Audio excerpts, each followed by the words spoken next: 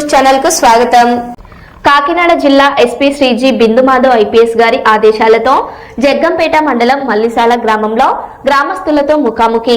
ఈ కార్యక్రమం నిర్వహించిన జగ్గంపేట పోలీసులు గ్రామస్తులతో డ్రగ్స్ వద్దు బ్రో, దాని వలన వచ్చుచున్న అనర్థాల గురించి, యువత గంజాయి లాంటి మత్తు పదార్థాల పానీయాల జోలికి వెళ్లకుండా గ్రామస్తులు తల్లిదండ్రులు అందరూ సహకరించాలని కోరడం జరిగింది.